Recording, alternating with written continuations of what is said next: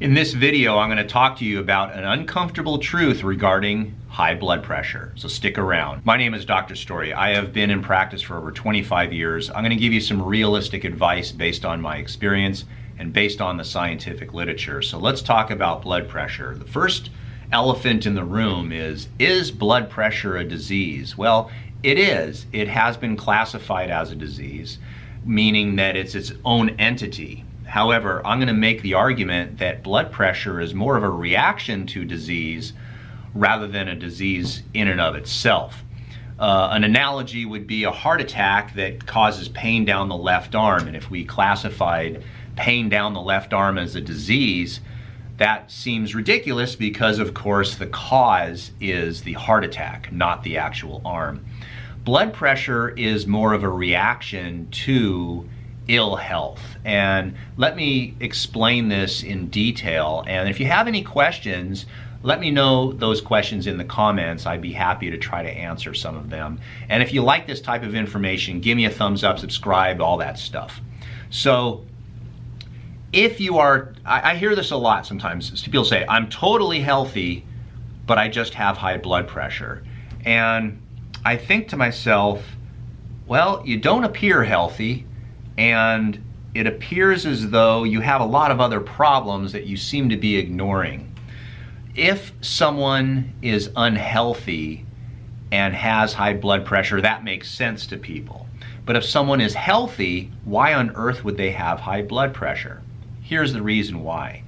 Blood pressure, which is simply the amount of pressure that's inside an artery at any given time, is a response to the pliability and the flexibility of that artery. So it makes sense that if the artery was not healthy and was stiffened from a chronic problem, that the blood pressure would go up. So what this means is that in order to have high blood pressure, you have to damage your arteries. And the way in which one would do that is a couple ways. The first is chronic repetitive bad diet. Just like we have chronic repetitive stress on our carpals and our wrists and our fingers, and we get repetitive stress injuries, we can get repetitive stress injuries of our arteries. And how is that done? Well, it's no secret that it's primarily diet. And our diet, which creates an inflammatory process on the inner lining of the arteries, starts to correct itself with the inflammatory process. So the inflammatory process occurs, and then you have what's called a proliferation stage after the inflammation, which is your body starts to create hardened tissue as a response from that inflammation.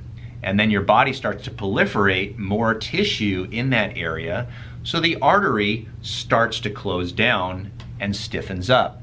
This is a repetitive process by which you create inflammation through our diet, and then our body responds by trying to correct and respond to that inflammation by hardening up the tissue. This can take years, if not decades, before it starts to become noticeable in the form of high blood pressure. So by the time your average 40 to 50-year-old has developed high blood pressure, it has literally taken 30, 40, 50 years in order to develop that blood pressure.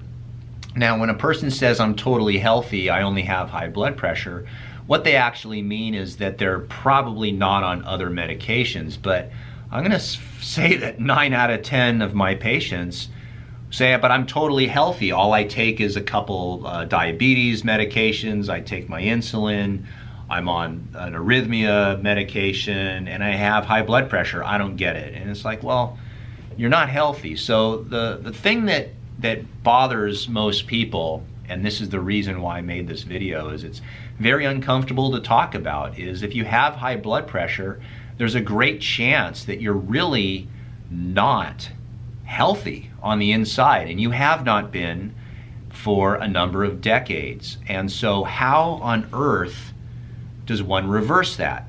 Now, I know what a lot of people are going to say, that it's genetic, and there may be some components in the genetic makeup of your arteries. such that your arteries just tend to be a little more firm than the average person, or what we assume to be average. But genetics aside, what can you do to change your blood pressure? And quite frankly, the answer is you have to become a healthy person. There's just no way around it. One can take medication that could artificially lower your blood pressure. That's one option, and you're more than welcome to do that, simply because there's a whole industry that would love for you to take that medication and make you feel good about it, and believe that they're heroes in giving you this medication, that they're saving lives by artificially lowering your blood pressure. But no one's talking about, well, wait a minute, stop it. You must be healthy. The only way to solve this blood pressure problem, which is a reaction to what you've been eating and doing for your entire life, is you need to become healthy. You need to become a healthy person. That's the only way around it.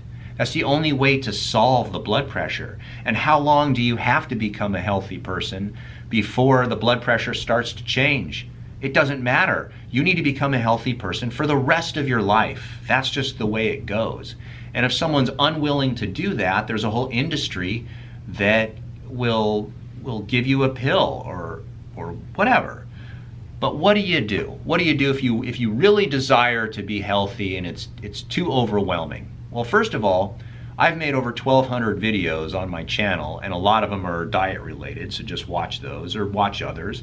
But of all the diets, whether it becomes the Mediterranean diet or the zone diet or the Atkins diet or the caveman diet or the carnivore diet, keto, you could do intermittent fasting. There's a number of diets, but you have to really put your BS meter on and start to wonder which one of those doesn't work for you and which one of those sounds absurd.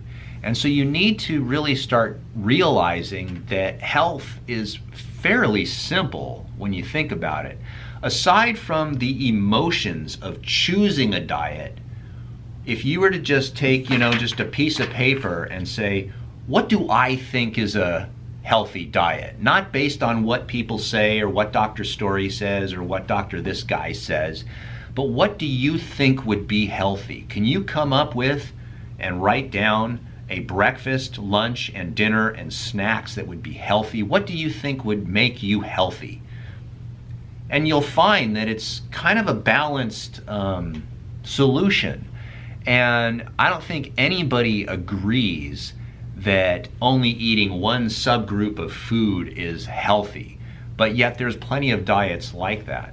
So there's some balance involved. Then you have to be true with yourself and say, am I really balanced? And if the answer is no, then you have a choice, a great choice, a choice to make a decision and see what seems to work for you. The second component is, are you exercising 7 hours a week? The answer is maybe yes, maybe no, but you should be. Whether it's walking, cycling, swimming, doing something cardiovascular seems to be necessary in order to be healthy. Part of the carnivore diet and caveman and stuff is we were always outside doing things. We were exercising, climbing trees, chasing animals, running from animals, pulling weeds, pulling fruits, pulling vegetables, all these different things. And so we were very active, but for the most part, most people are just not active. They're not active enough, that's for sure. And the criteria is, are you doing it 7 hours a week?